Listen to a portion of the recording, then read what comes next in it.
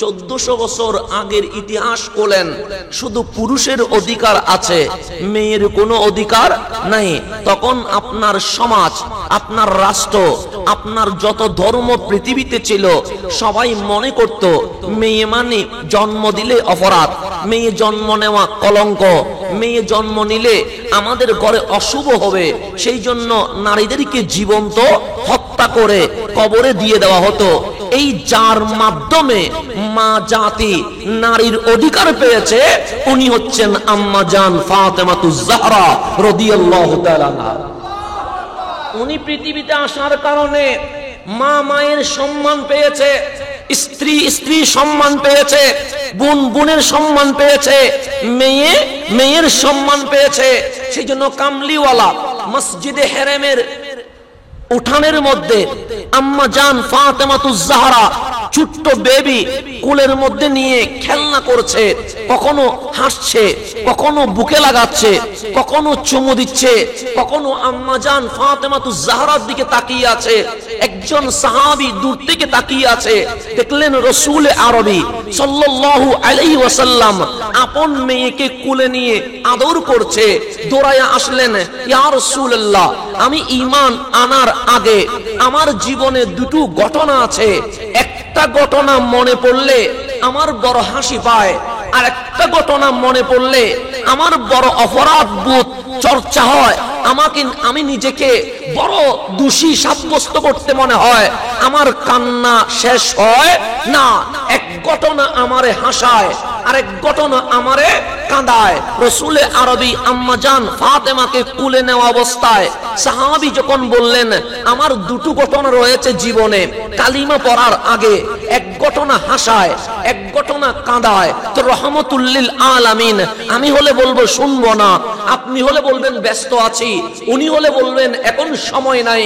কিন্তু রহমতুল লিল আলামিন আম্মা জান ফাতেমাতুজ জাহরা রাদিয়াল্লাহু তাআলা আনহাকে কোলে নিয়ে বলছে, হ্যাঁ তোমার দুইটাই ঘটনা আমি শুনবো, প্রথমে হাসির ঘটনা বলো, এরপর কান্নার ঘটনা বলো। তো সাহাবী বলছেন, ইয়া রাসূলুল্লাহ, আপনি যদি না আসতেন আমাদের কি হতো আমরা জানতাম না, লা ইলাহা ইল্লাল্লাহর পরিচয় পাইতাম না, রব্বুল আলামিনের জিকির এটা আমাদের জীবনে ঘটতো না, এই নামাজ রোজা হজ যাকাত এগুলো আমরা পেতাম না।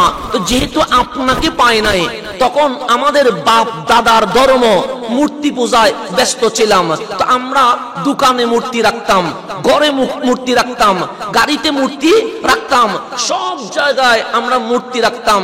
ইয়া রাসূলুল্লাহ, আমি ছিলাম প্রবাসী, মানে আমি দেশে আসতাম মাঝে মাঝে, কিন্তু আমি বিদেশে কাজ করতাম। এখন আমরা যাই সৌদি আরবে কাজ করতে, আপনি ইতিহাস খুলেন দেখবেন আজকে থেকে 400 বছর আগেও ওই আরব দেশের মানুষ এই বাংলাদেশে কাজ করতে এসেছে। ইতিহাস বলেন আমাদের এখানে কাজ করতে এসেছে। এখন ওরা ধনী, আমরা কি হয়ে গেছে গরিব হয়ে গেছি। অবস্থান পরিবর্তন হয়, এটা হবে, কেউ ধনী হবে, কেউ গরিব হবে, গরিব বাদশা হবে, বাদশা ফকির হবে। রব্বুল আলামিন বলে এটা দুনিয়ার সিস্টেম। কেন? যে জান্নাতে না যাওয়া পর্যন্ত তোমাদের পরীক্ষা শেষ হবে না। সেজন্য আমাদের পরীক্ষা চলবে কি চলবে না। তো তখন আরব ব্যবসায়ীরা বিভিন্ন দেশে বিদেশে যাইতো, তো উনি বললেন, ইয়া রাসূলুল্লাহ, আমি তখন প্রবাসী ছিলাম, মানে বিদেশে কাজ করতাম, তো আমি ঘর থেকে বের হয়ে যাব, তখন তো আর গাড়ি নাই, বিমান নাই যে ফ্লাইটে যাবে, তখন ঘোড়ার উপরে গাঁদার উপর করে যেতে হতো। তো উনি বললেন, আমি ড্রেস নিয়ে নিয়েছি, যেহেতু কাপড় তো লাগবে বিদেশে, আবার যেতে একদিনে তো যাওয়া যায় না, 7 ঘন্টায় যাওয়া যায় না, যেতে সপ্তাহ লেগে যায়, তো 1 সপ্তাহ পর্যন্ত খাওয়ার কিছু জিনিসও নিয়ে নিয়েছি।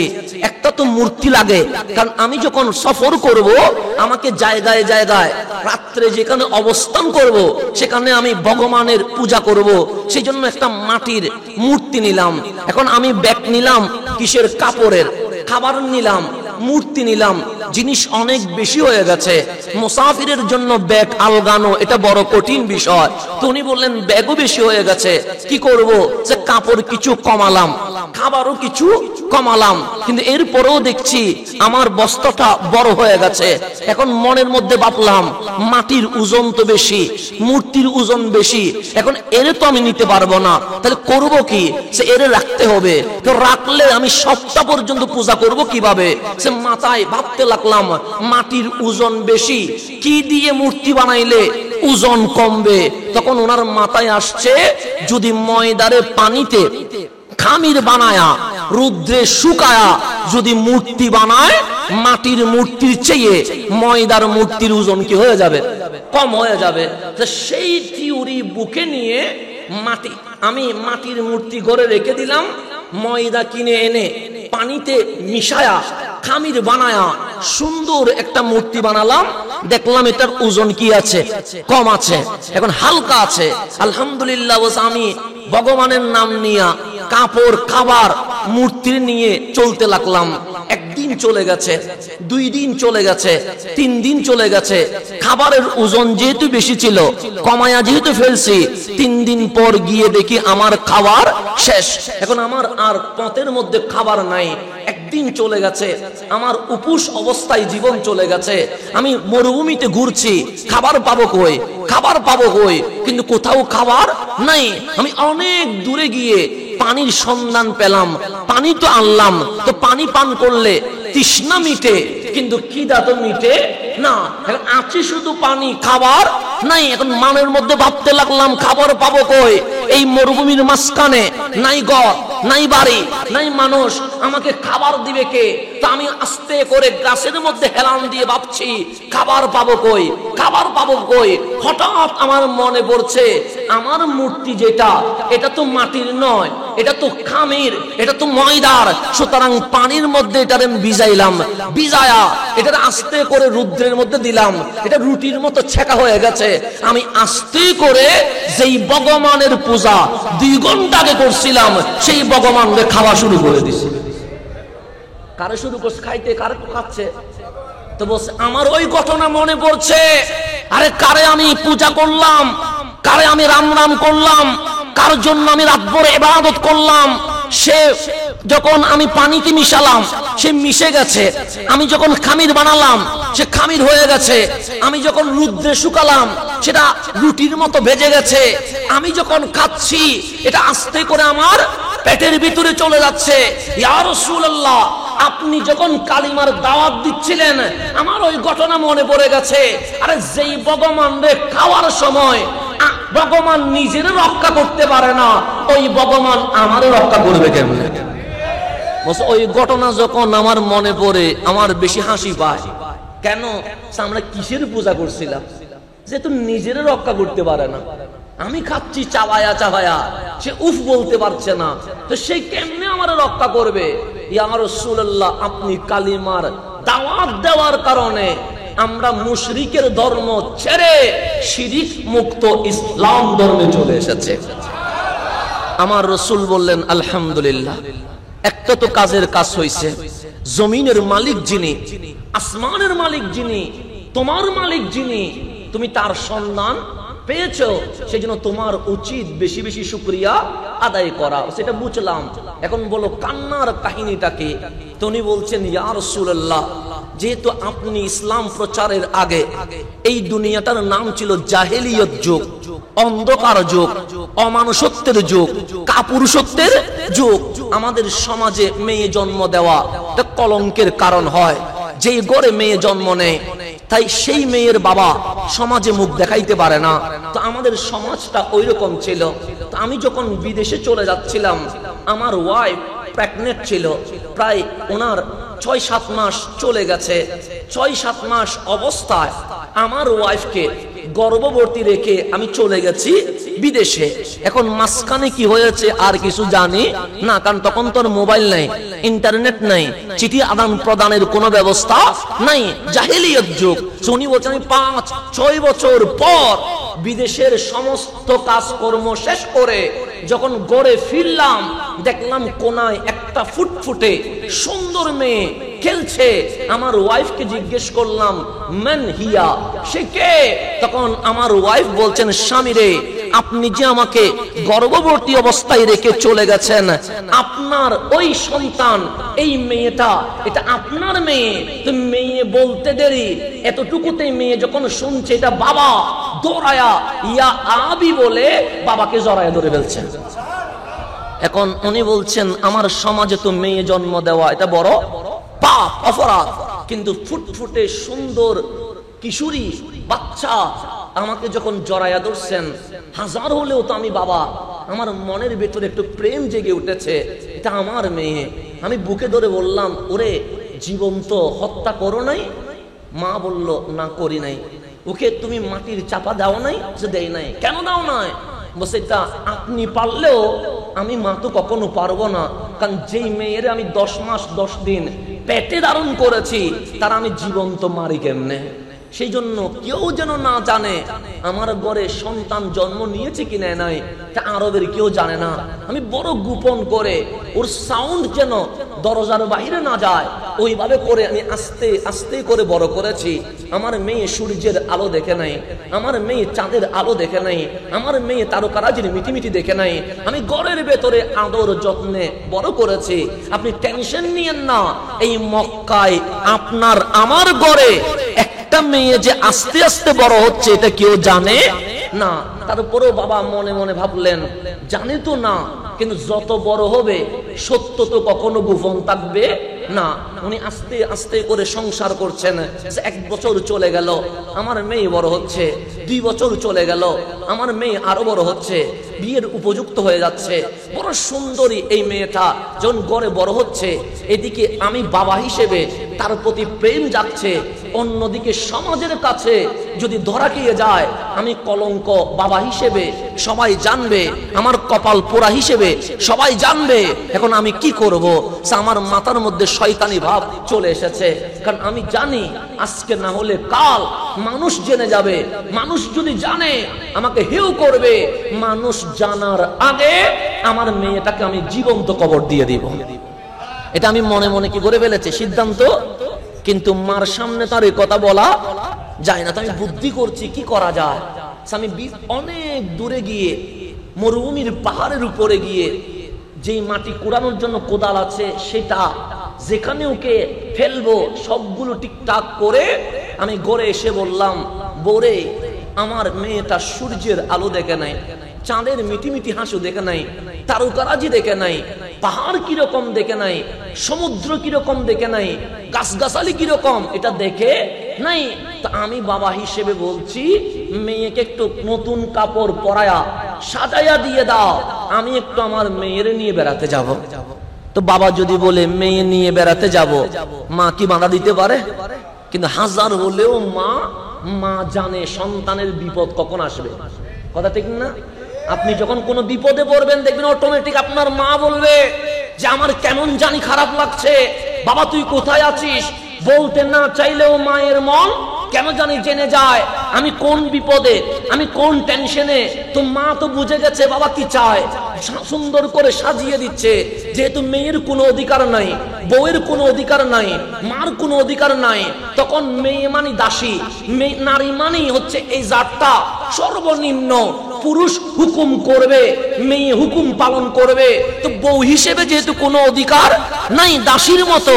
এখন বললেন মেয়ে রেডি করে দাও, মেয়েকে রেডি করছে, আর মায়ের চোখ দিয়ে পানি বের হচ্ছে, কারণ মা বুঝে গেছে কোনো বিপদ আসছে। যখন মেয়েকে বাবার হাতে তুলে দিচ্ছে তখন মা বলছে এই পুরুষ শাসিত সমাজে মেয়েদের কোনো অধিকার নাই, আমি আমার মেয়েকে তোমার হাতে তুলে দিচ্ছি।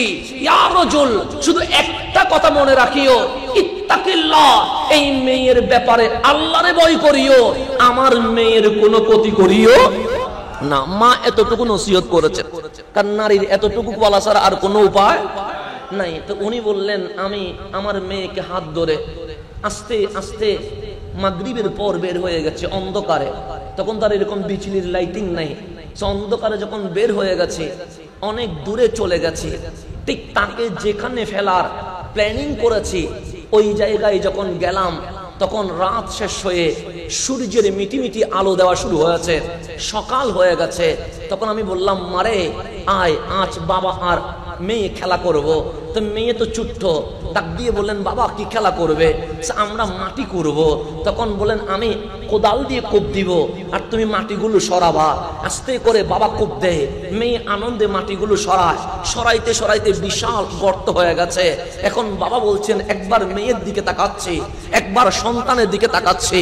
মেয়ের দিকে যখন তাকায় তখন মন বলে কেমনে হত্যা করে। সমাজের দিকে যখন তাকায় সমাজ বলে হত্যা না করে উপায় কি? আজকেও বাংলাদেশের বিশেষ করে চট্টগ্রামের জমিনে জাহেলিয়তের যুগ শুরু হয়েছে। আমার মেয়ে, আপনার মেয়ে যখন বিয়ে দেন তখন ইসলাম বলে বিয়েতে যৌতুক দেওয়া যাবে না, বরযাত্রী খাওয়ানো যাবে না। ইসলামের দিকে তাকাইলে আমার মেয়েকে স্বামী তার সম্পূর্ণ দায়িত্ব নিয়ে যাবে। আর সমাজের দিকে তাকালে 1400 বছর আগের জাহেলিয়ত সিস্টেমে আমার আপনার মেয়েকে ছেলের হাতে তুলে দিতে হয়। যৌতুক প্রথা আছে না? আছে। বরযাত্রী খাওয়া আছে। কুরবানিতে জিনিসপত্র দেওয়া আছে না? নাই। আছে। এগুলো কি ইসলাম বলে? না, এগুলো আবু জাহেল বলে, এগুলো আবু লাহাব বলে, এগুলো উতবা সাইবা বলে। এই ওদের কালচার এখন এসে গেছে কাদের কাছে? মুসলমানের কাছে। আমাদের কাছে আসছে না? আসে নাই?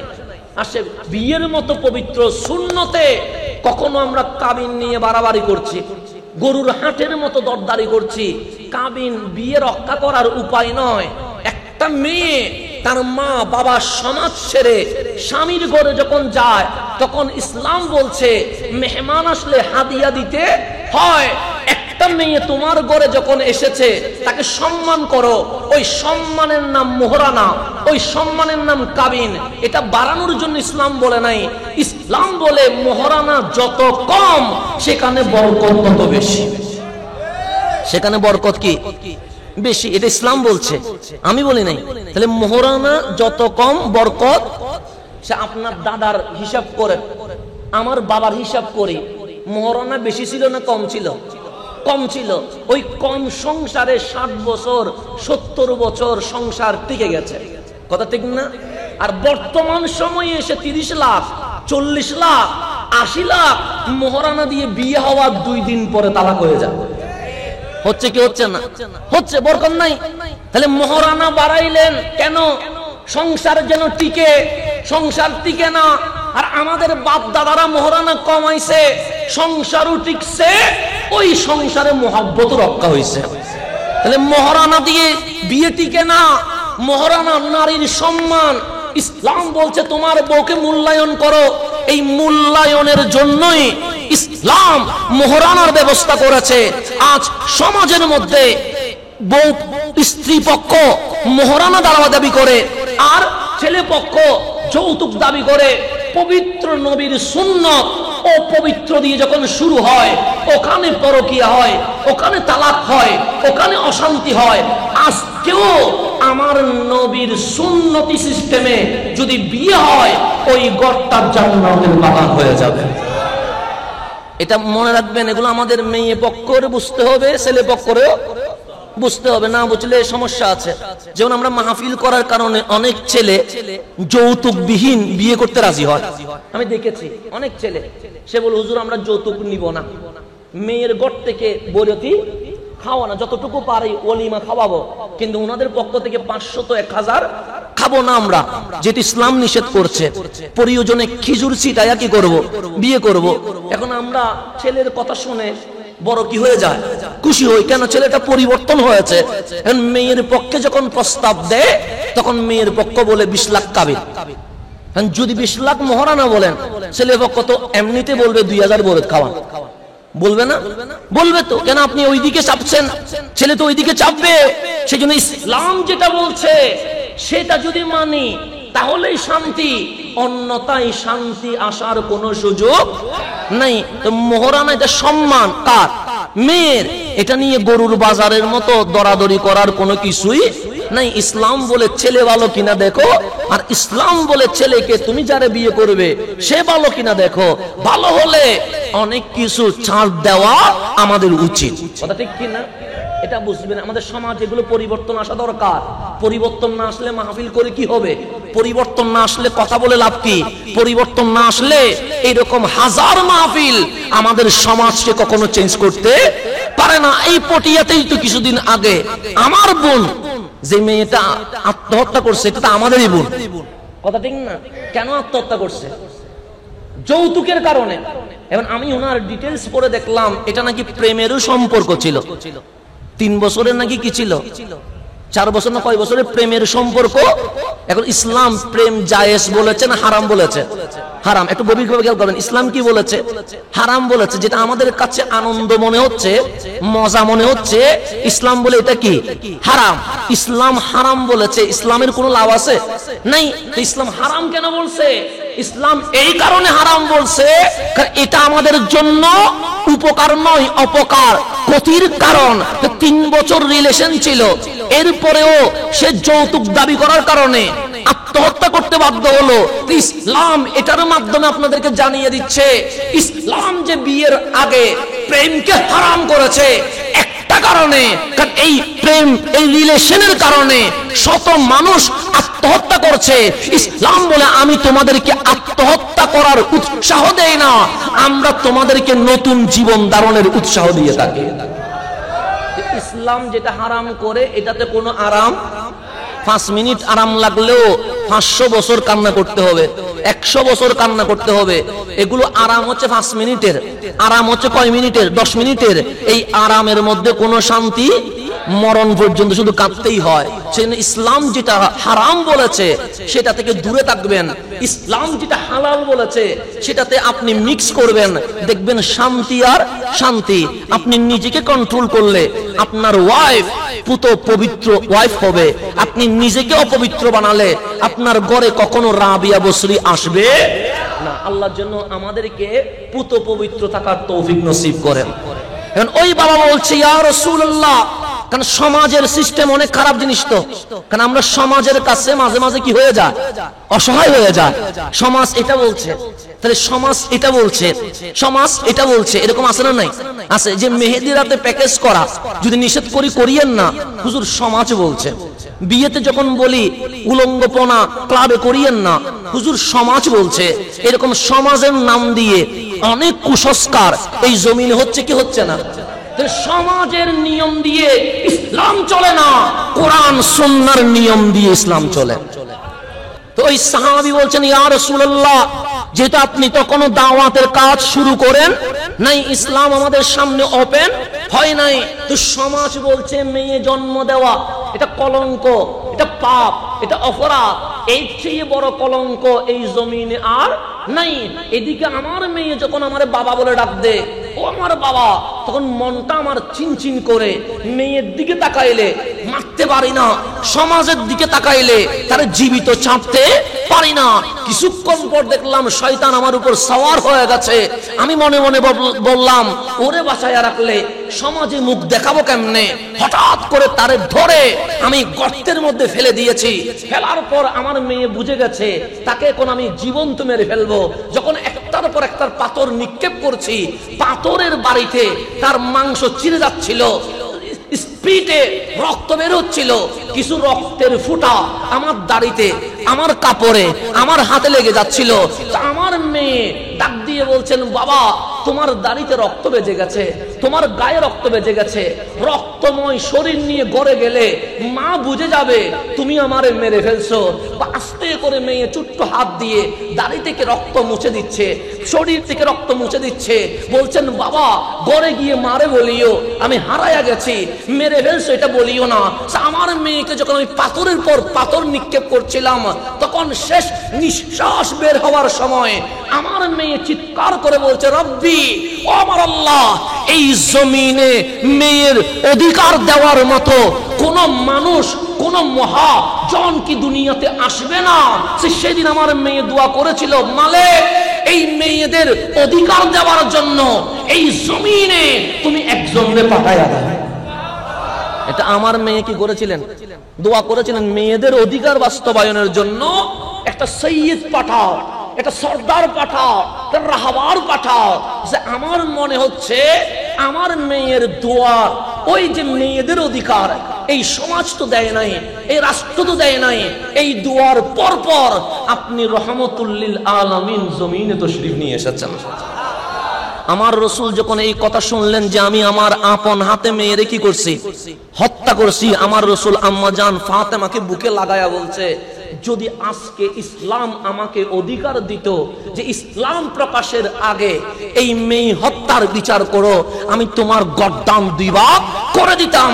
তখন কামলিওয়ালা আম্মা জান ফাতেমাকে হাতে এইভাবে তুলে বলছেন, শোনো মক্কাবাসী, আমি মেয়ের বাবা, তো গর্ব করে বলে গেলাম, এই জমিনে যে একটা মেয়ে জন্ম দিবে, সুন্দর করে লালন পালন করবে, সব পাত্রে বিয়ে দিবে, আমি নবী দুনিয়ার জমিনে ওয়ারেন্টি দিলাম, ওই বাবা জান্নাতি হয়ে গেছে।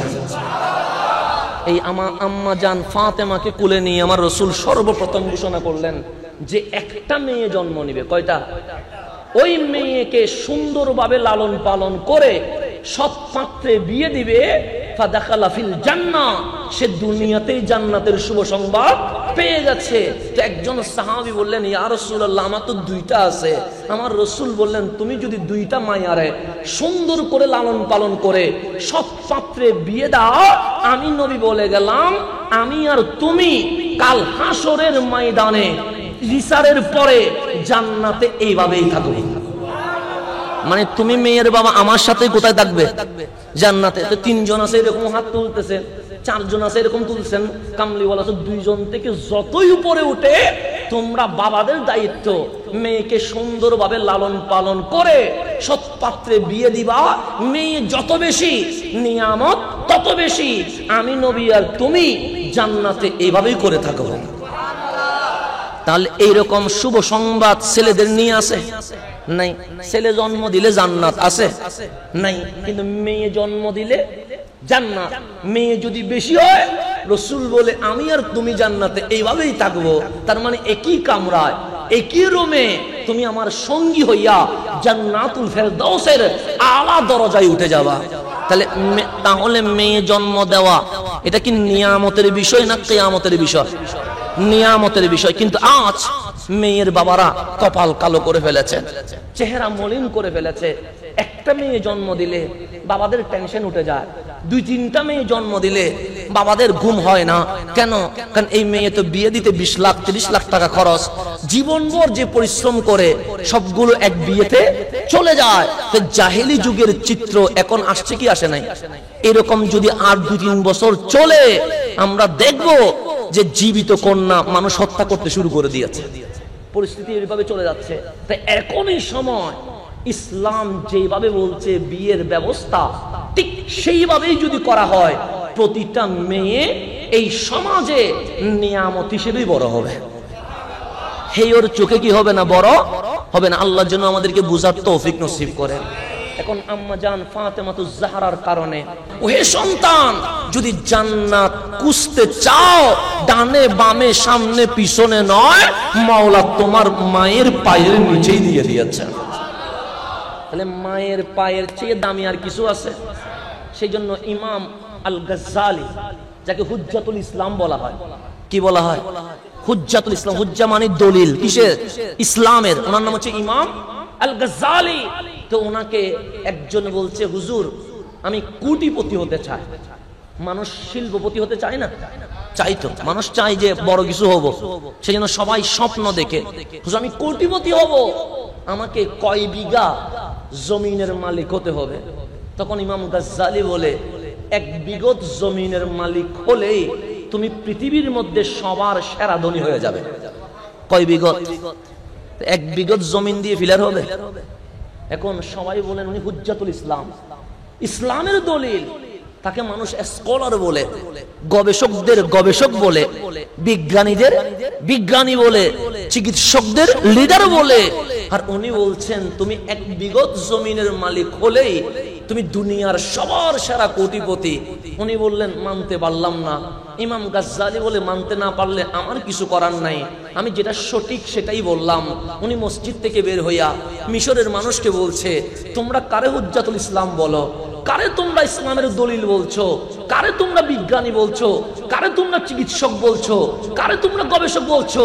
উনি তো পাগল। সে কি হয়েছে? আজকে আমি ওনার কাছে গিয়েছিলাম ধনী হওয়ার জন্য। উনি বলছে 1 বিঘত জমিনের মালিক হলে আমি নাকি সবার সেরা দৌনি। এটা কেমনে বিগত জমিন দিয়ে কি ফিলার হয়? সবাই বললেন না, গাজ্জালি বলেছে। হ্যাঁ, গাজ্জালি বলেছে। মিশরের মানুষ অবাক হয়ে গেছে, যেই মানুষটা বিজ্ঞানীদের বিজ্ঞানী, ইমামদের ইমাম, গবেষকদের গবেষক, এরকম উত্তর কেমনে দেয়? মিশরের মধ্যে এই কথা সব দিকে ছড়ে গেছে যে গাজ্জালি বলছে কোটিপতি হতে গেলে এক বিগত জমিনের মালিক হওয়া লাগবে। কিন্তু এই এক বিগত জমিন দিয়ে তো কিছুই করা যায় না, না ঘর করা যায়, না বসা যায়, না হাঁটা যায়। জুমার দিন সবাই এসে গেছে, সবাই একজনের দিকে তাকায়া একজন হাসাহাসি করছে। ইমাম গাজ্জালি বলছে, মা বালুকুম, তোমাদের কি হলো, হাসাহাসি করছো কেন? সবাই বললেন, হাসবো না কেন ইমাম, আপনি এমন উত্তর দিয়েছেন আমাদের হাসি পাচ্ছে। ইমাম গাজ্জালি বলেন, কি উত্তর দিয়েছি? অমুক ব্যক্তি কি কিছুদিন আগে আপনার কাছে কিছু চেয়েছিল?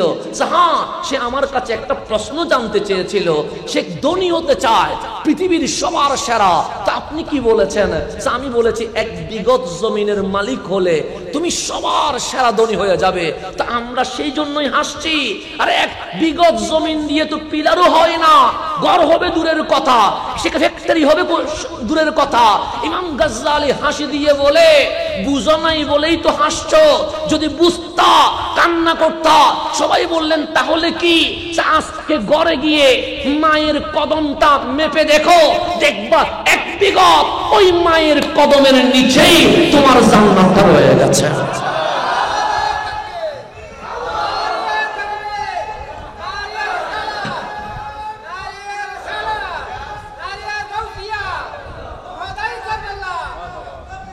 ইমাম গাজ্জালি বলে, দুনিয়ার জমিনে বিঘা বিঘা জমিনের মালিক হয়ে কোনো লাভ আছে না? লাভ আছে নাই? আপনারা নিজের চোখের সামনে তো দেখতেছেন, এই দুই একদিনের ঘটনা। একজনে 12 লাখ টাকা ছাগলের কারণে পুরাটাই শেষ, কথা ঠিক না? আর আজকে দেখলাম মুসল্লি আল্লাহর ওলি একটা দেখলাম, কখনো বাসে নামাজ পড়ে, কখনো বিমানে নামাজ পড়ে, এরকম আছে না নাই? আচ্ছা, কখনো সমুদ্রের পানিতে নামাজ পড়ে। ওই আল্লাহর ওলি ধরা হয়ে গেছে, প্রশ্নপত্র ফাঁস করায়, কোটি কোটি টাকার মালিক এখন জেলখানায় বসে আছে। তাহলে এই কোটি টাকার মালিক হয়ে কোনো লাভ আছে? নাই। এগুলো মরণকালে কোনো উপকার হচ্ছে না। দেখেন, মুহূর্তে ধরা খাচ্ছে সবগুলো। একটা ছাগল দিয়ে মালিক ধরায় দিচ্ছে, কখনো ফেসবুকের পোস্ট দিয়ে মালিক ধরায়া দিচ্ছে, কখনো বা লেকচার দিয়ে মালিক ধরায়া দিচ্ছে। কোটি কোটি টাকার মালিক কিন্তু কোথায় চলে গেছে? কেউ জেলখানায়, কেউ বিদেশে পালিয়ে চলে গেছে। এরকম কোটি টাকার মালিক হইয়া কোনো লাভ আছে? এত কষ্ট করে দুর্নীতি করলো, নিজে খাইতে পারে নাই। তাহলে ইমাম গাজ্জালি বলছে, তুমি কোটি কোটি টাকা কামায়া করবা কি? নিঃশ্বাস শেষ হলে এই কোটি টাকার সম্পদ বেঈমানি করে বলবে, তুই চলে যা, আমি তো তোর সাথে কবরে যাব না। তো সেই জন্য কোটি বিঘা জমিনের মালিক না হইয়া ওই এক বিঘা তোমার মায়ের পা বরাবর যে জমিনটা আছে ওটার মালিক হয়ে যাও। জান্নাত খুঁজতে হবে না, হাসরের ময়দানে জান্নাত তোমারে খুঁজে বের করে নেবে। তাহলে ইসলাম বলছে মায়ের কদমের নিচে কি? জান্নাত। তাহলে আমি যদি পুরুষ হই, ছেলে, তাহলে আমার জান্নাত খুঁজতে হবে মায়ের কদমের নিচে। আমি যদি মা হই, বাবা হই, আমার মেয়ে আমার জান্নাতের কি গ্যারান্টি। আমি যদি স্বামী হই, কারণ আমি দুনিয়াতে আপনার সামনে অনেক ভালো ব্যবহার করতে পারি, এটা অভিনয়ও হতে পারে, কিন্তু আমি আসলে কি এটা এই জমিনে আমার ওয়াইফ ছাড়া আর কেউ জানে না। কেন? আমার ওয়াইফ আমাকে গরমেও দেখেছে, ঠান্ডায়ও দেখেছে, দিনেও দেখেছে, রাতেও দেখেছে, খোদা অবস্থায়ও দেখেছে, পেট ভরা অবস্থায়ও দেখেছে। তো ও জানে আমার মেন্টালিটি কেমন, কথা ঠিক না? আল্লাহর রাসূল বলেন, কাল হাসরের ময়দানে তোমার ওয়াইফ যদি বলে, মওলা আমার স্বামীর মতো আর স্বামী হয় না, বড় ভালো মানুষ, তা আল্লাহ বলে, আমি আর আমলনামা দেখি কি করবো? যার ওয়াইফ বলছে তার স্বামীটা বড় ভালো, আমি রহমান বলছি আমার বান্দাটাই সবচেয়ে বেশি ভালো। তাহলে মা হলে ছেলের জন্য জান্নাত, স্ত্রী সাক্ষী স্বামীর জন্য জান্নাত, আমার মেয়ের সাক্ষী বাবার জন্য জান্নাত। ইসলাম কি সমান অধিকার দিছে না বেশি অধিকার দিছে? বেশি অধিকার। সেজন্য যারা বাংলাদেশে বলে সমান অধিকার চায়, এগুলো হচ্ছে 1 নম্বর শয়তান। ইসলাম বলছে সমান কিসের? তুমি যদি মা হও তোমার অধিকার সবচেয়ে বেশি হবে, তুমি যদি ওয়াইফ হও তোমার অধিকার রানীর মতো হবে, তুমি যদি মেয়ে হও তোমার বাবা তোমার কারণে জান্নাতে যাবে। সুতরাং মেয়েদের অধিকার সমান নয়, বরং অনেকাংশে সবচেয়ে বেশি দিয়ে দিয়েছেন। এটার নাম ইসলাম। সমান দেয় নাই, বেশি দিয়েছেন, এটার নাম কি? ইসলাম। সেই জন্য একজন সাহাবী এসে বললেন, ইয়া রাসূলুল্লাহ, আমার সৎ ব্যবহার সবচেয়ে বেশি পাবে তার হকদারকে। আমার রাসূল বলেন, তোমার মা। এরপর আবার বললেন, ইয়া রাসূলুল্লাহ, এরপরে আমি কার সাথে সবচেয়ে বেশি ভালো ব্যবহার করব? আমার রাসূল বলেন, তোমার মা। এরপরে আমি কার সাথে বেশি সবচেয়ে ভালো ব্যবহার করব? আমার রাসূল বলেন, তোমার মা। কয়বার বলছে? এরপর বলছেন, তারপর আমি কার সাথে বেশি ভালো ব্যবহার করব? তোমার বাবা। বাবাকে রাখছে কয় নম্বরে? মাকে রাখছে কয় নম্বরে? 1 2 3। তো কম দিছে না বেশি দিছে? বেশি দিছে। আমি ছেলে হলাম, আমার বাবাকে ইসলাম বলে নাই ছেলের কারণে জান্নাতে যাবে।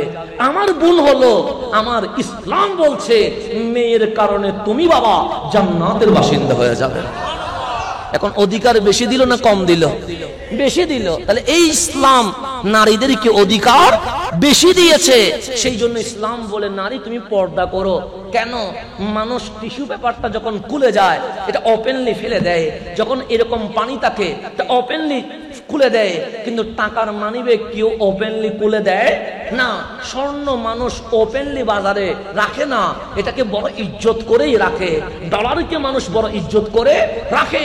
আমার মালিক বলছে, আমার মাখলুকাত জগতে আমি নারীদেরকে এত সম্মানী করে দিয়েছি, যেরকম মানুষ স্বর্ণের যত্ন নেয়, টাকা ডলারের যত্ন নেয়, সৃষ্টির জগতে নারীদেরকেও সেইভাবে যত্ন নিতে হবে। অধিকার বেশি দিছে না কম দিছে? এখন আমার রাসূল বলেছেন, এখন বুখারী মুসলিমের হাদিস, আন আল মিসওয়ার ইবনে মাখরামা, হযরতে মিসওয়ার ইবনে মাখরামা রাদিয়াল্লাহু তাআলা বলছেন, আন্না রাসূলুল্লাহ সাল্লাল্লাহু আলাইহি ওয়াসাল্লাম قال, আমার দয়াল নবী ইরশাদ করেন, ফাতিমাতু বাদআতুম মিন্নি, ফাতেমা যেমন তেমন মেয়ে নয়। তোমার ঘরের ফাতেমা নবীর ঘরের ফাতেমা এক নয়, তোমার সমাজের ফাতেমা নবীর ঘরের ফাতেমা এক নয়। আমার কামলিওয়ালা বলছে, ফাতেমা দেখতে একটা মেয়ে মনে হলেও আমি নবীর শরীরের অংশের নাম ফাতেমা। আমার টুকরার নাম কি? আমার শরীরের একটা টুকরার নাম ফাতেমা। এরপর রাসূল পাক বলছেন, ফামান আগদাবাহা আগদাবানি, যেই ব্যক্তি আমার ফাতেমাকে নারাজ করবে, অসন্তুষ্ট করবে, সে মূলত আমি নবীকে নারাজ করবে। আমার ফাতেমা যার উপর রাজি, আমি নবী তার উপরে রাজি। আমার ফাতেমা যার উপর নারাজ, আমি নবী তার উপর নারাজ। আম্মা জান ফাতেমার আলোচনা এই বাটিকাইনে সুহদায়ে কারবালায় শুধু হাসান আজহারি করে নাই, এই আম্মা জান ফাতেমাতুজ জাহরার আলোচনা পৃথিবীর জমিনে কোনো বক্তা করে নাই। এই আম্মা জান ফাতেমাতুজ জাহরার আলোচনার জন্য স্পেশাল মাহফিলের ব্যবস্থা করে আমার নবী নিজেই আম্মা জান ফাতেমাতুজ জাহরার শান বর্ণনা করছেন। এটাও বুখারী মুসলিমের হাদিস, যেটা এখন বলছি। আন আয়েশা উম্মুল মুমিনিন রাদিয়াল্লাহু তাআলা আনহা, আম্মা জান আয়েশা সিদ্দিকা তাহেরা রাদিয়াল্লাহু তাআলা আনহা বলছেন। তাহলে আম্মা জান আয়েশা এটাকে নবীর বিবি, কথা ঠিক না? নবীর বিবিরা আমাদের কি হয়? মা হয়। তো মা হয়ে আম্মা জান আয়েশা হয়ে নবীজির স্ত্রী হয়ে বর্ণনা করছেন কার শান? আম্মা জান ফাতেমাতুজ জাহরার শান। বাংলাদেশে এখন একটু শিয়াদের আবির্ভাব হচ্ছে আমাদের বাংলাদেশে। এটা আমাদের বাংলাদেশে আগে ছিল না। শিয়াদের অন্যতম আকীদা হচ্ছে ওরা আম্মা জান আয়েশা সিদ্দিকা তাহেরা রাদিয়াল্লাহু তাআলা আনহাকে গালাগালি করে। কাকে? আম্মা জান আয়েশাকে গালাগালি করে। কিসের মোহাব্বত দেখায়া? আহলে বাইতের মোহাব্বত দেখায়া। তে আম্মা জান ফাতেমাতুজ জাহরার শান আমি বলি নাই, আম্মা জান আয়েশা বলছে। আয়েশা সিদ্দিকা তাহেরা আম্মা জান ফাতেমাতুজ জাহরার শান যদি বর্ণনা না করতেন আমরা কি পাইতাম? জিনাকে গালি দিচ্ছেন, উনি আম্মা জান ফাতেমাতুজ জাহরার শান বলেছে। আপনি কেমন নিমুখ হারাম, আপনি কেমন বেয়াদব, আপনি রাসূলের বিবিকে ধরে গালাগালি করছেন। রব্বুল আলামিন এরকম ফৌসা আকীদা থেকে আমাদেরকে বাঁচিয়ে থাকার তৌফিক নসিব করুক। এগুলো একটু খেয়াল করবেন। আমরা আহলে বাইতের জিকিরে মাহফিল করি কি করি না? এই জমিনে বাংলাদেশে যখন এজিদকে রহমতুল্লাহ আলাইহি বলে এজিদকে বাঁচানোর চেষ্টা করেছে, তখন হুসাইনের আলোচনার বড় দরকার ছিল। কথা ঠিক কি না? কারণ মানুষ বুঝবে না, ঘরে ঘরে এজিদি জন্ম নেবে। সর্বপ্রথম শাহিন শাহের কোটের বাগানের ফুল জামিয়া আহমদিয়া সুন্নি আলিয়ার অধ্যক্ষ হুজুর আল্লামা জালালউদ্দিন আল কাদেরী রাহমাতুল্লাহি আলাইহি শুহাদায়ে কারবালার মাহফিল করে হুসাইনের প্রেম এই জমিনে বিতরণ করে দিয়েছেন। আহলে বাইতের প্রেম এই জমিনে অন্য কোন সম্প্রদায় দেয় নাই।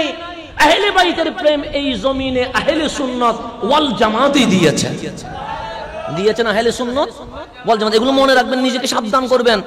আমরা যখন ইমাম আলী মাকাম ইমাম হুসাইন রাদিয়াল্লাহু তাআলা আলোচনা করছি, আমরা যখন আম্মা জান ফাতেমাতুজ জাহরা রাদিয়াল্লাহু তাআলা আনহার আলোচনা করছি, আমরা যখন মাওলায়ে কায়নাত মাওলা আলী কাররামাল্লাহু ওয়াজহুর আলোচনা করছি, আমরা যখন হাসনাইনে করিমাইন রাদিয়াল্লাহু তাআলা আনহুমার আলোচনা করছি, এখানে সাহাবায়ে কেরামের শানে কোনো বেয়াদবি আছে?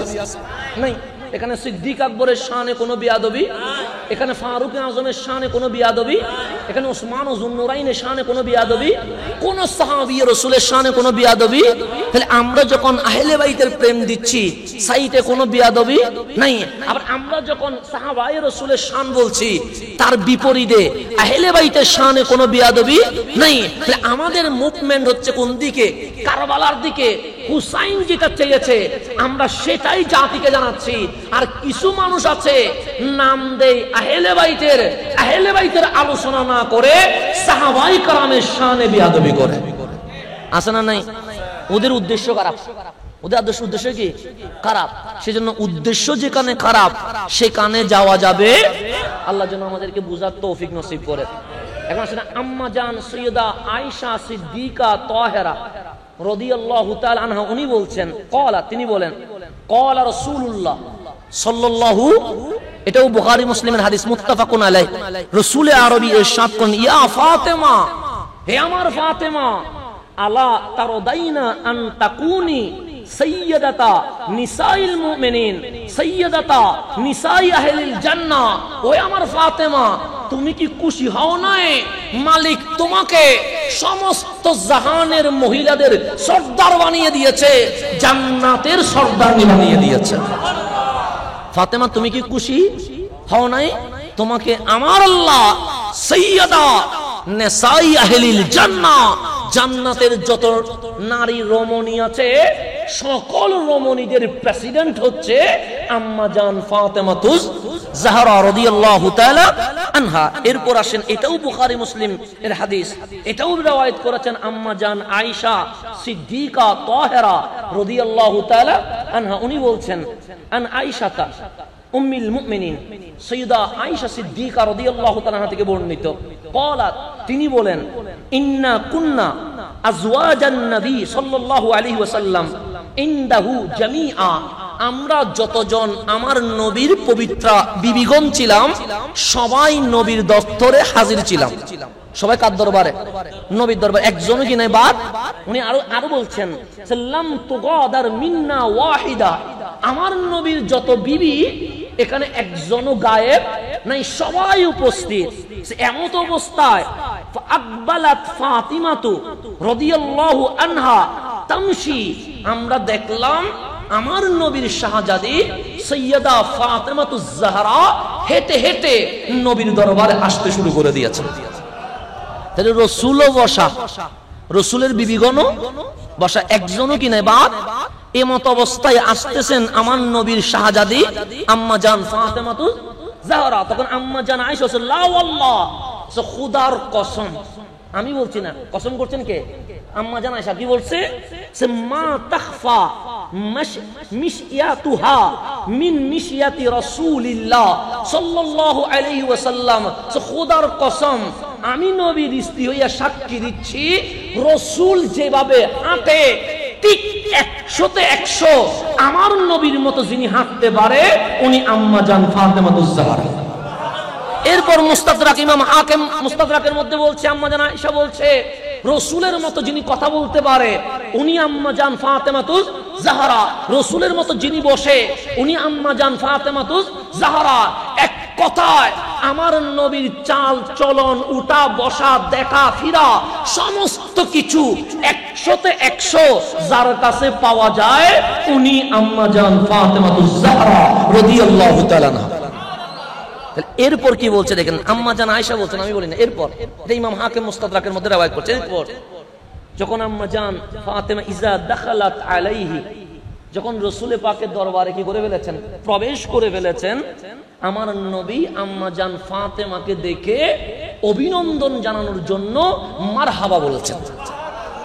কেউ আসলে আমরা তাকবীর দিই না, যখন গুরুত্বপূর্ণ কেউ আছে কি দিই, তাকবীর দিই। তাকবীর মানে কি দেওয়া, অভিনন্দন জানানো। আম্মা জান ফাতেমাতুজ জাহরা আসতেছেন আর অভিনন্দন জানাচ্ছেন রহমাতুল লিল সো কামা ইলাইহা, ওনারে দেখে কামলিওয়ালা বসা থেকে দাঁড়িয়ে গেছে। কাকে দেখে? আম্মা জান ফাতেমাতুজ জাহরাকে দেখে দাঁড়িয়ে গেছেন রহমাতুল লিল। শুধু দাঁড়িয়ে গেছেন তা নয়, ওনার কাছে গিয়ে ওনার হাত মোবারক ধরছেন। ফাআখাযা, হাত মোবারক ধরে কামলিওয়ালা চুমু দিলেন। কাকে? ফাতেমাতুজ জাহরাকে। চুমু দেওয়ার পর আমার রাসূল ধরে এনে আমার নবী যে চেয়ারে বসেছে আম্মা জান ফাতেমাকে সেই চেয়ারে বসিয়ে দিয়েছেন।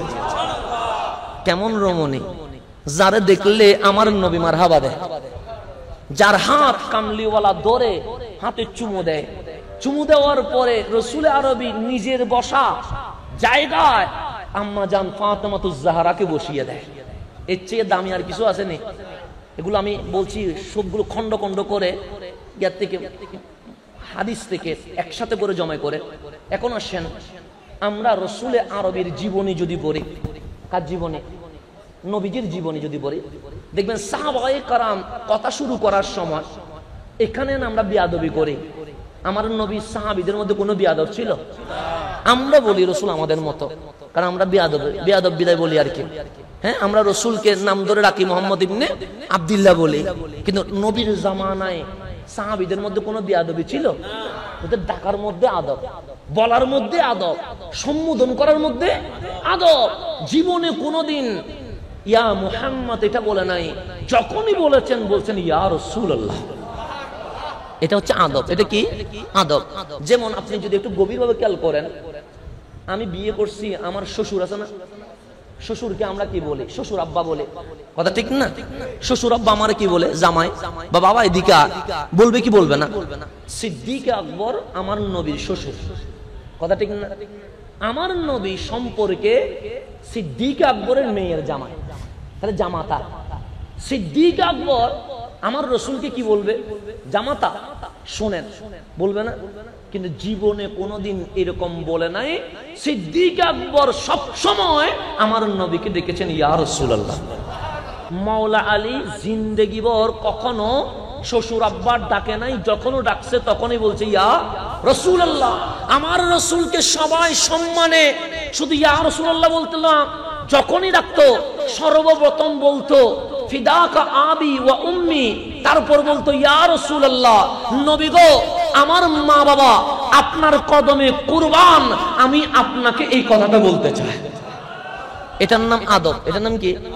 যেই কেউ সাহাবী, সেটা সিদ্দিক আকবর হোক, সেটা ফারুক আজম হোক, সেটা উসমান ও যুন্নুরাইন হোক, সেটা মাওলা আলী হোক, যেই কোনো, সেটা আনসার হোক, সেটা মুহাজির হোক, সব সাহাবী যখন রাসূল পাককে ডাকতেন সর্বপ্রথম বলতেন ফিদাকা আবি ওয়া উম্মি ইয়া রাসূলুল্লাহ, নবী গো আমার মা বাবা আপনার কদমে কুরবান হয়ে যাক।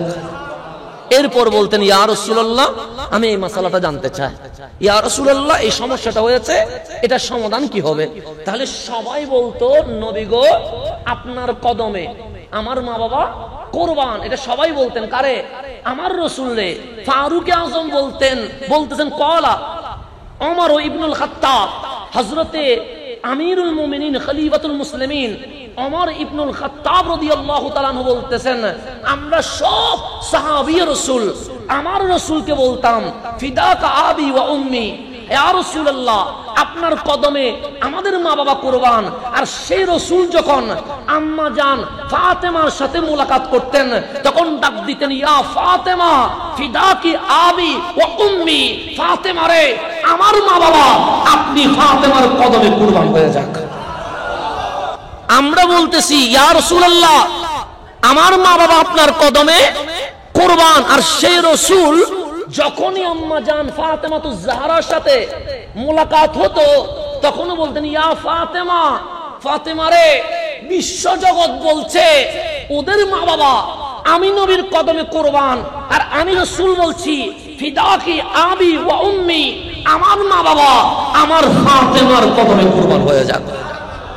তাহলে কেমন দামি আম্মা জান ফাতেমাতুজ জাহরা। আমি এভাবে বলতে গেলে রাত চলে যাবে, আমাদের রাত কি হবে না শেষ। এখন আমার নবীর জীবনী পড়েন, একদম মা আমেনার ঘর থেকে ওয়াফাত পর্যন্ত আমার রাসূলের জীবনীতে একটা জিনিস নাই, সেটা কি? রাসূলের আরবি জীবনে কোনোদিন বদদুয়া করেন নাই। কি করেন নাই? বদদুয়া। আমরা তো কিছু হইলে লানত দিয়া বদদুয়া দিয়া যতটুকু পারি আর কি, হ্যাঁ, মুখে পারলে মুখে, হাতে পারলে হাতে, পায়ে পড়লে পায়ে, যেভাবে পারে। হিংসা হলেই তাকে কি করে ফেলবো? বদদুয়া দি। অন্তত কিছু করতে না পারলে বদদুয়া তো দিব। আমার রাসূলের জীবনীতে একটা জিনিস নাই। আপনি সেটা বুখারী শরীফ থেকে শুরু করে আজকে পর্যন্ত হাদিসের সিরাতের সকল কিতাব খুলেন, আমার নবীর জীবনীতে একটা জিনিস নাই, সেটা হচ্ছে আমার রাসূল জীবনে কখনো কাউকে বদদুয়া করেন নাই। কাউকে কি করেন নাই? বদদুয়া করেন। বরং যে কষ্ট দিছে তার জন্য দোয়া করছে। ইহুদির চেয়ে মারাত্মক এই জমিনে আর কেউ নাই। ইহুদির চেয়ে, ইহুদির মতো উগ্র এই জমিনে আর কিছুই। এবং রাসূল আরবি বলেও গেছে আমার উম্মতকে সবচেয়ে বেশি কষ্ট দিবে ইহুদিরা, দাজ্জালকে সাপোর্ট করবে ইহুদিরা। রাসূল আরবি বলে গেছে, মিলতেছে। কারণ তারা ফিলিস্তিনে এগুলো করছে কিসের জন্য? দাজ্জালের আগমনকে স্বাগত জানানোর জন্য। বর্তমান সময়ে ফিলিস্তিনে এই যে অত্যাচার করছে তাদের নাম কি? ইহুদি। সারা বিশ্বে মুসলমানের উপর যে হামলা করছে এর পিছনে ইন্ধনের মধ্যে এক নাম্বার কি? ইহুদিদের চেয়ে বড় শত্রু এই জমিনে আর আছে? ওরা আজকে না, আমার নবীর জামানা থেকে বিরোধিতা করছে। আমার রাসূল নিজে স্বীকার করেছে আমাকে সবচেয়ে বেশি কষ্ট দিয়েছে। মুশরিকের চেয়েও, খ্রিস্টানের চেয়েও ইহুদিরা সবচেয়ে বেশি কষ্ট দিয়েছে। এখন এই কষ্ট ধারাবাহিকভাবে দাজ্জাল পর্যন্ত দিতে থাকবে। ইহুদি মারা গেছে, লাশ যাচ্ছে, তো এইরকম শত্রু মারা গেলে আমরা খুশি হব না কান্না করব? খুশি হব। আমাদের যদি কোনো শত্রু মারা যায়, মুসলমানও যদি মারা যায়, যখন আমরা ফেসবুকে পোস্ট পাই অমুক মারা গেছে, আমরা ইন্না লিল্লাহ না পড়ে সেখানে আলহামদুলিল্লাহ লিখি। লিখে না? আমি দেখছি অনেক, আমি ফেসবুকে দেখছি যে মানুষ মারা গেছে সেখানে আলহামদুলিল্লাহ লিখতে লিখতে করে ফেলছে। দেখছি আমি। কেন? আপনি পছন্দ করেন না, কিন্তু আপনার উচিত কি? কিছু না করলেও কিছু না বলেন। আলহামদুলিল্লাহ মানুষ মরণে বলার তো কোনো অধিকার আছে নাই? আপনার পছন্দ হয় না, আপনি কি হয়ে যান? কিছুই না বলেন, চুপ স্কিপ করে দেন। এটা যখন মরে গেছে বিচার কার কাছে চলে গেছে? আল্লাহর কাছে। আপনার কোনো হাত নাই, এখন আর চিল্লানির দরকার নাই, শেষ। ওনার যা হয়েছিল শেষ। এখন আল্লাহ এবং আল্লাহ রাসূলের উপর চলে গেছে, বিচার ওখানে হবে। এখানে আমি মাথা ঘামানোর আর কোনো দরকার। এখন আমরা যারে পছন্দ হয় না, এতে মরলে ফাঁসিতে আলহামদুলিল্লাহ বলতে বলতে কি হয়ে যায়? হয়রান হয়ে যায়। মুসলমানের চিরশত্রু ইহুদি মারা গেছে, আমার রাসূলের সামনে কাটিয়া যাচ্ছে। রাসূল পাক যখন লাশটা দেখছে, আমার নবীজি বসা ছিল, বসা থেকে দাঁড়িয়ে গেছে। শুধু দাঁড়াইছে তা নয়, কান্নাকাটি শুরু করে দিয়েছে। ডানে বামে সাহাবায়ে কেরাম মনে করছে আমার রাসূল মনে হয় মুসলমান মারা গেছে, মনে করছে মনে হয়। ডাক দিয়েছে, ইয়া রাসূলুল্লাহ, না কান্নার তো কিছুই নাই, হুয়া ইহুদ, সে তো ইহুদি, তো সে মারা যাওয়াতে আমাদের তো লস হয় নাই, বরঞ্চ কি হয়েছে? লাভ হয়েছে। একটা শত্রু চলে গেছে। তো কামলিওয়ালা বলে সেই ইহুদিটা আমি জানি, সে লাশটা যে ইহুদি এটাও আমি জানি। তো কাঁদছেন কেন? সে কাঁদছি এই কারণে, আমি তো কালিমার দাওয়াত দিয়েছিলাম, আফসোস সে যদি কালিমা পড়তো জান্নাতে চলে যেত। কাঁদছি এই কারণে, আমি নবীর সামনে একজন জাহান্নামী চলে যাচ্ছে, সে যে জাহান্নামে যাচ্ছে এটা আমার খারাপ লাগছে। কারণ আমার নবী, আমি নবীর ইচ্ছা ছিল সে কোথায় যাবে? জান্নাতে যাবে, এটা আমার ইচ্ছা। তো রাসূলের স্বপ্ন হচ্ছে কেউ যেন জাহান্নামে না যায়, সবাই যেন কোথায় যায়? জান্নাতে যায়। সেই জন্য আমরা যারা সুফিবাদী, তাসাউফ মানি, আমাদের সুফিদের কিছু কিছু নিয়ম আছে, নিয়মগুলো একটু মানবেন। 1 নাম্বার, বয়সে যদি তোমার কেউ বড় হয়, তুমি তাকে দেখে কখনো অসম্মানী করিও না। কেন?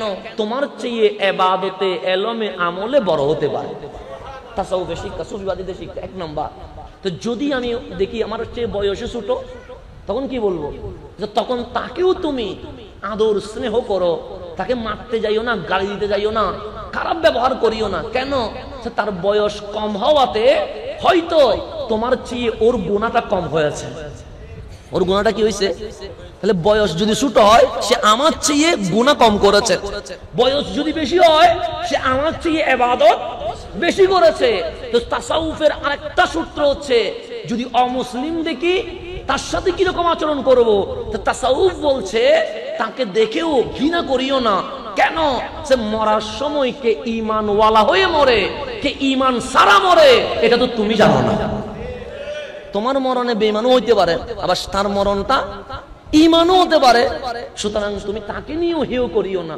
এটা হচ্ছে তাসাউফের যতগুলো নিয়ম আছে, তার মধ্যে অন্যতম নিয়ম হচ্ছে দুনিয়াতে হিংসে বিদ্বেষ করিও। আমার রাসূলের জিন্দেগিতে কোনো বদদুয়া, বদরে বদদুয়া করে নাই, উহুদে বদদুয়া করে নাই, তায়েফে রক্তে লাল হয়ে গেছে, তারপরও বলেছে উম্মত আমার বুঝে নাই, বদদুয়া করে নাই। কিন্তু হাদিস খুলেন বুখারী শরীফে, আমার নবী একবার বদদুয়া করেছে। কয়বার?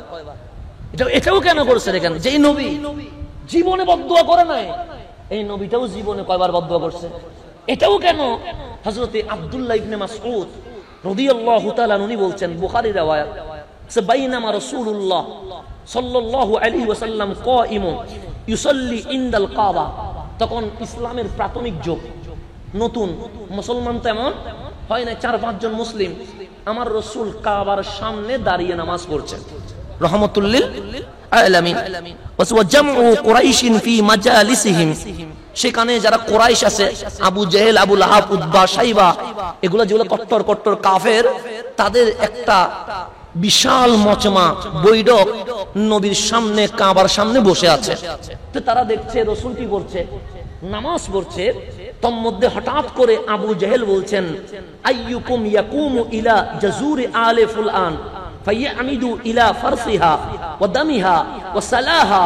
তো তোমাদের মধ্যে কে আছো যে অমুক গোত্রে উট জবে করছে, ওই উটের রক্ত, গোবর, নারী বুড়ি নিয়ে এসে এই নবীর পিঠের উপর চড়িয়ে দিতে পারবা, এমন কে আছো দেখি বলো। রাসূল নামাজ পড়ছে, বলছে এই ব্যক্তির উপরে, ওই যে ওই এলাকায় উট জবে হইছে, ওই উটের নারী বুড়ি রক্ত যা আছে সবগুলো এনে সে যখন সিজদায় যাবে, তখন তার পিঠের উপর কি করে দিবা? তুলে দিবা। কে আছো? একজন দাঁড়ায় গেছে, উনি চলে গেলেন ওখানে যেখানে উট জবে করছে, উটের নারী বুড়ি সবগুলো এনে আমার রাসূল যখন সিজদায়, ইজা সাজাদা ওয়াদাহু বাইনা কিতাফাইহি, আমার রাসূল যখন সিজদায় গেলেন, সে উটের বুড়িটা আমার নবীজির পিঠের উপর তুলে দিয়েছে। তাহলে উটের বুড়ি বড় না ছোট? বড়, বিশাল। ওই উটের বুড়ির চাপের কারণে আমার রাসূল আর সিজদা থেকে উঠতে পারছেন। কষ্ট করে আমার রাসূল সিজদায়, এমত অবস্থায় বসে ওয়াসাবাতান নবিয়্যু সাল্লাল্লাহু আলাইহি ওয়াসাল্লাম সাজিদান, রাসূল সিজদার মধ্যে আটকে গেছে, কারণ উটের বুড়িটা আমার নবীর পিঠের উপরে। ফাদাহিকু হাত্তা মালা বাদুহুম ইলা বাদ মিনাদ দাহাক, ওরা যখন দেখলো রাসূল কষ্টে সিজদা থেকে উঠতে পারছে না, এটা দেখে হাসতে হাসতে একজনের গায়ের উপর আরেকজন পড়তেছে। কারা? এই আবু জেহেলের গোষ্ঠীরা। এমত অবস্থায় ফান্তালাকা মুনতালিকুন ইলা ফাতেমা, হযরতে আব্দুল্লাহ ইবনে মাসউদ বলছে কেউ একজন আম্মা জান ফাতেমার ঘরে গিয়েছে। আর এখানে ব্যাখ্যায় বলছেন আব্দুল্লাহ ইবনে মাসউদ নিজে গেছে, এখানে ব্যক্তির নামটা বলে নাই, কারণ উনি একজনে অসহায় ছিলেন। উনি চলে গেছেন কার ঘরে? খাদিজাতুল কুবরার ঘরে। আম্মা জান ফাতেমার ঘরে গিয়ে চিৎকার করে বলছেন, আমার রাসূলের পিঠের উপরে উটের ভুঁড়ি তুলে দেওয়ার কারণে রাসূল সিজদা থেকে উঠতে। আম্মা জান ফাতেমা তখন মাত্র 9 বছরের মেয়ে। কয় বছরের? ফাআকবালা তাসআ তিনি দৌড়ায়া ঘর থেকে খানায়ে কাবার সামনে আসছে, ওয়াসাবাতান নবিয়্যু সাজিদান, তখনও আমার নবী সিজদায় বুড়ির ওজনের কারণে উঠতে পারছে না। হাত্তা আলকাতহু আনহু, আমার নবীর ফাতেমা 9 বছরের মেয়ে ছোট্ট হাত দিয়ে আমার নবীর পিঠ থেকে ওই উটের বুড়িটা নামালেন। রসুলের পুরা শরীর গোবরে আবৃত হয়ে গেছে। আম্মা জান ফাতেমা বালতির পানি এনে রসুলের গায়ের উপর ঢেলে রসুলকে পবিত্র করলেন। ও আকবালাত আলাইহিম, এবং আমার আম্মা জান ফাতেমা সাহসিকতার সাথে ওই কুরাইশ সম্প্রদায়ের কাছে গেলেন। তাসুব্বুহুম, ওনাদেরকে প্রতিবাদ করলেন, ওনাদের সামনে বদদুয়া করলেন, এমন বদদুয়া যেই বদদুয়া জীবনে আর হতে পারে না। আম্মা জান ফাতেমার বদদুয়া শুনে ফালাম্মা কাদা রাসূলুল্লাহ সাল্লাল্লাহু আলাইহি ওয়াসাল্লাম আসসালা, আমার নবী যখন নামাজ শেষ করলেন, আম্মা জান ফাতেমার বদদুয়ার সাথে ঐক্যমত পোষণ করে কামলিওয়ালাও 2টা হাত তুলে দিয়েছেন। আমার রাসূল জীবনে বদদুয়া করে নাই, কিন্তু ফাতেমা তো জাহরা যখন বদদুয়া করতেছেন, আমার নবী আর না বলে নাই, ওনার সাথে একসাথে হাত তুলে দিয়েছেন কে রহমাতুল্লিল। ঠিক আম্মা জান ফাতেমা যে শব্দ বলছেন, আমার রাসূল আল্লাহুম্মা আলাইকা বিকুরাইশিন, আল্লাহুম্মা আলাইকা বিকুরাইশিন, আল্লাহুম্মা আলাইকা বিকুরাইশিন।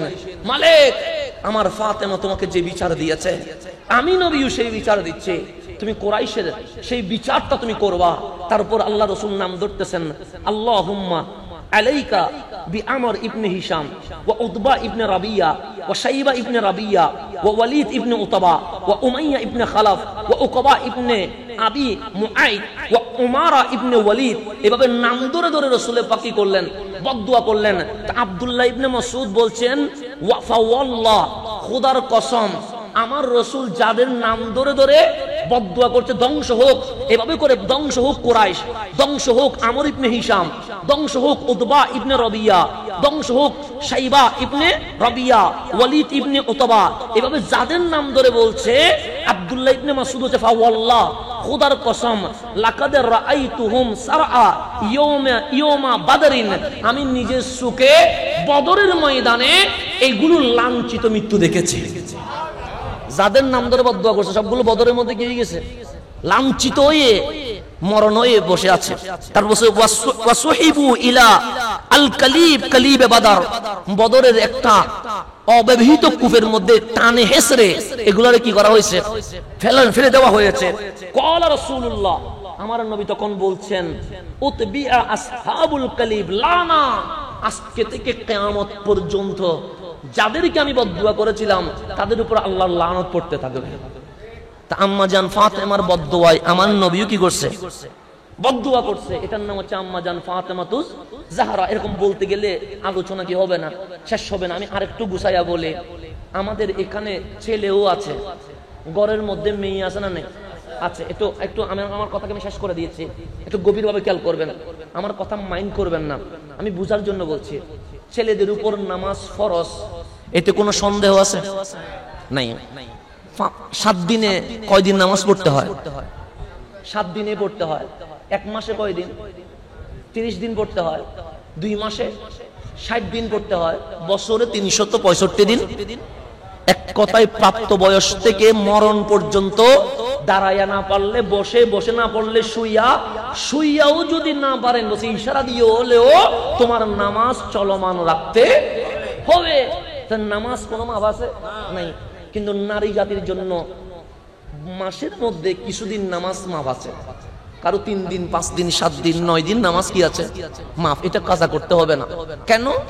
ওই অবস্থায় নারীরা মাসিক ঋতু, অপবিত্র রক্ত বের করে থাকেন, এই সময়ে ওনাদের কষ্ট হয়। তো মালিক বলছেন, হাবিব, আপনার উম্মতের নারীদেরকে জানায়া দেন, তাদের যখন কষ্ট হয় আমি নামাজের বিধান দিয়ে কষ্ট দিব না, ওই কষ্টের সময়ে আমি রব্বুল আলামিন নামাজ মাফ করে দিয়েছি। না বললে কোনো সমস্যা? তাহলে মা হাওয়া থেকে রাবিয়া বসরি হয়ে আজ নয়, কিয়ামত পর্যন্ত সকল নারীদের শরীরের স্ট্রাকচার একই রকম। কথা ঠিক না? এখন আল্লাহর আপনি জিজ্ঞেস করেন, মালিক আমাদেরকে তো মাসিক ঋতু দিলা না, মেয়েদেরকে দিলা কেন? তা মালিক আপনাকে উত্তর দিচ্ছে, তোমার পেটে সন্তান নেওয়া সম্ভব নয়। সন্তান নিবে কারা? নারী মা, তো মায়ের ওই গর্ভে শরীর বডিটা রেডি করতে হয়। তো তুমি যখন তোমার মায়ের পেটে আসছো তখন আমি মাসিক ঋতুটা বন্ধ করে দিয়েছি। এখানে ডাক্তার আছে, হয়তো উনিও আমার সাথে একমত পোষণ করতেও পারে, কারণ কোরআন আর বিজ্ঞান সায়েন্স একই রকম বলছে মাসিক ঋতু বন্ধ হয়ে যায়। তো মালিক বলছে রক্তগুলো গেলে কই? মালিক গেল কই? আল্লাহ বলছে তোমার হাত, তোমার পা, তোমার বডি আমি আল্লাহ সেই রক্ত দিয়েই বানিয়েছি। তাহলে এখন মাসিক ঋতু আছে মানে সন্তান হবে, মাসিক ঋতু নাই মানে সন্তান হবে না। এটা হচ্ছে কোরআন ও বিজ্ঞান একই কথা বলছে। তো গভীরভাবে খেয়াল করবেন। তাহলে এই রক্তটার নিয়ামত, এটা কিয়ামত নয়। এই রক্ত না থাকলে আমি হাসান আজকে মাহফিল করতে পারতাম না, আপনি মাহফিলে আসতে পারতেন না। তাহলে পৃথিবীতে এমন কোন মেয়ে, রানী, নারী, রমণী নাই যিনি 30 দিনে 30 দিন নামাজ পড়তে পারে, যিনি 2 মাসে 7 দিন নামাজ পড়তে পারে, যিনি বছরে 365 দিন নামাজ পড়তে পারে। কিন্তু সিরাত খুলেন, তারিখ খুলেন, হিস্টরি খুলেন, পৃথিবীতে এক রমণী আছে যিনি 30 দিনে 30 দিন নামাজ পড়েছে, 60 দিনে 60 দিন নামাজ পড়েছে, 365 দিনে 365 দিন নামাজ পড়েছে, যার ইন্তেকালের আগ মুহূর্তেও নামাজ বাদ দেয় নাই। নামাজ বাদ দেওয়া দূরের কথা, জীবনে এক ওয়াক্ত নামাজ যার জিন্দেগিতে কাজা হয় নাই, উনি আম্মা জান ফাতেমাতুজ জাহরা।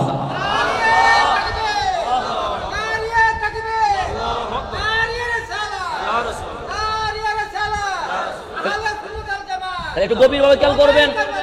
তাহলে আম্মা জান ফাতেমাতুজ জাহরার নামাজ কখনো কাজা বাদ দেওয়া দূরের কথা কাজা, তার মানে কাজা হয় নাই কেন?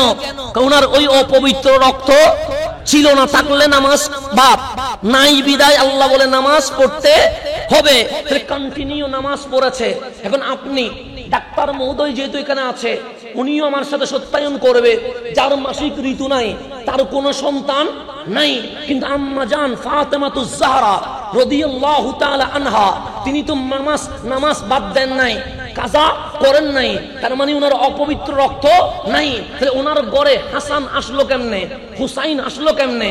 বিজ্ঞান বলছে যার মাসিক ঋতু নাই তার সন্তান নাই। কোরআনের গবেষণা বলছে যার মাসিক ঋতু নাই তার সন্তান নাই। তাহলে আম্মা জান ফাতেমাতুজ জাহরার ঘরে হাসনাইন করিমাইন আসলো কেমনে? মাসিক ঋতু না থাকলে সন্তান তো হবে না। বিজ্ঞান স্তব্ধ হয়ে গেছে, মুফাসসিরের কোনো উত্তর নাই। 1400 বছরের মুজাদ্দিদ যখন চাটাইয়ের মধ্যে বসে আছে, বিশ্ব প্রশ্ন করলো, আপনি তো বিজ্ঞানীদেরও বিজ্ঞানী, আপনি তো মুফাসসিরদের সেরা মুফাসসির, আপনি তো বক্তাদের সেরা বক্তা, ইমাম আহমদ রেজা হাফেজে বেরলভী, আপনি বলেন যার মাসিক ঋতু নাই তার কি সন্তান হয়? উনি বললেন না না, কোরআনও বলছে, বিজ্ঞানও বলছে হয় না। তাহলে আমাদের প্রশ্ন হচ্ছে আম্মা জান ফাতেমাতুজ জাহরার ঘরে হাসান হুসাইন আসলো কেমনে? আমার আলা হযরত বলছে বিজ্ঞানের গ্রন্থ বন্ধ করে দেয়, ইশকের চোখ খুলে দেয়, উত্তর আসবে তেরি নসলে পাক মে হে বাচ্চা বাচ্চা নূর খা তু হি আইনে নূর সব গরানা নূর খা। হাবিব আপনি নূর, এটা অনেক দূরের কথা। ফাতেমা নূর, সেই নূর থেকে হাসান হুসাইন নূর বের হয়েছে, এই সেই নূরের মূল নূর আপনি রহমতুল লিল আলামিন।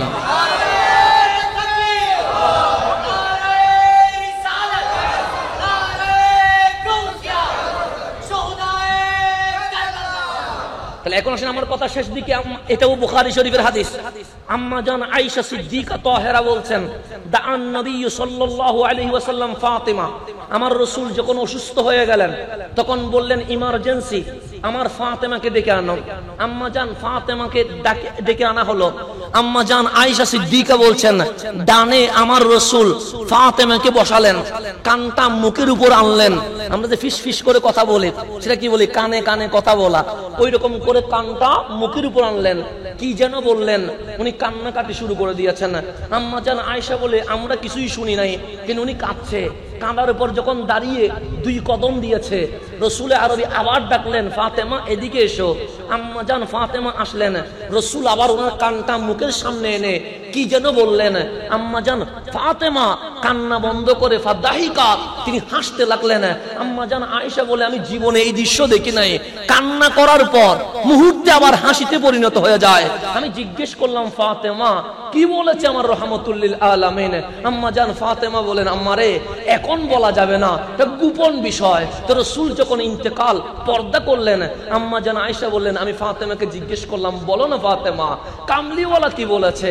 সে কামলিওয়ালা প্রথমবার আমার কানে কানে বললেন, ফাতেমা রে, আর বেশি দিন রইব না, আমি নবী অচিরেই দুনিয়া ছেড়ে চলে যাব। যখন রাসূল বললেন আমি বিদায় নিব, আমি মেয়ে হয়ে কান্না করে দিয়েছি। আমার কান্না দেখে রাসূল আরবি আমাকে ডেকে বললেন, ফাতেমা রে, আমি পর্দা হওয়ার পর এই রূহের এই কবরের জগতের মধ্যে যার সাথে আমার প্রথম দেখা হবে আওলাদের মধ্যে, এটা ফাতেমাতুজ জাহরা। শুনে রেখো, আমি নবীর পর তুমি ফাতেমাও আমার কাছে চলে আসবে।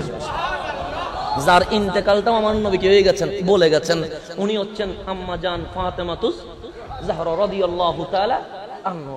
ওনার চেয়ে দামি এই জগতের মহিলাদের মধ্যে আর কেউ হতে পারে না। আমার নবীর ঘরের শাহজাদে। ওনার বিয়েটাও কেমন, ওনার বিয়েতে সবাই প্রস্তাব পাঠাচ্ছে। আমার রাসূল হাও বলে না, নাও বলে না। প্রস্তাব জমা হতে হতে অনেক বেশি হয়ে গেছে। সৈয়দুনা সিদ্দিক আকবর দেখলেন মাঠের মধ্যে মাওলা আলী কাজ করছে। ডাক দিলেন, আলী রে, প্রস্তাব পাঠাও নাই? বলছেন, কোথায় ফাতেমা, কোথায় আলী? এটা কি সম্ভব? প্রস্তাব তো দিয়ে দেখবা। দেখ কেমন মোহব্বত ছিল সিদ্দিক আকবর আর মাওলা আলীর মধ্যে, কেমন মোহব্বত। আর আমরা কোথায় গালাগালি করি, আমরা কি কোথায় আছি? আল্লাহ যেন আমাদেরকে বুঝার তৌফিক নসিব করে। সৈয়দুনা সিদ্দিক আকবর আর মাওলা আলীর মধ্যে কত বন্ধুত্ব, কত মোহাব্বত, কত ইশকানা পরিবেশ। সিদ্দিক আকবর বুদ্ধি দিয়েছেন, আলী রে, প্রস্তাব তো দিয়ে দেখবা, কারণ ফয়সালা তো দুনিয়া থেকে আসে না, ফয়সালা তো আরশের মালিক থেকে আসে।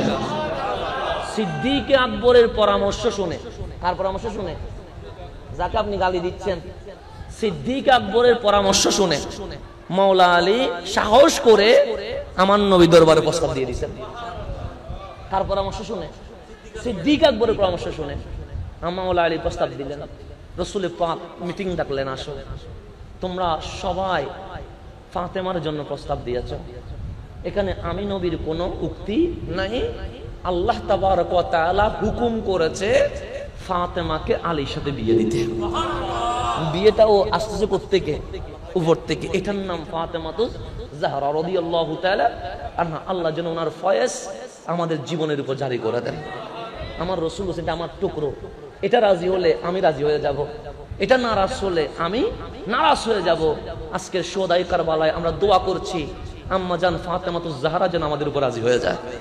উনি রাজি হলে আমার নবী রাজি হয়ে যাবে, উনি নারাজ হলে আমার নবী নারাজ হয়ে যাবে। রব্বে করিম আম্মা জানদের সম্মান দেওয়ার আমাদের জন্য তৌফিক নসিব করে। রাসূলের বিবিগণ আমাদের মা, ওনাদেরকে ইজ্জত দেওয়ার আল্লাহ যেন তৌফিক নসিব করে। খুলাফায়ে রাশিদিন আমাদের মাথার উপরে, ওনাদেরকে ইজ্জত দেওয়ার আল্লাহ যেন তৌফিক নসিব করে। আহলে বাইতের মুহাব্বত ঈমানের অংশ, আহলে বাইতের মুহাব্বত আমাদের বুকে যেন ধারণ করতে পারে। সাহাবায়ে কেরামের ইজ্জত সম্মান এটাও ঈমানের অংশ। আল্লাহ যেন ওনাদেরকেও তাজিম করার তৌফিক নসিব করেন। আমিন।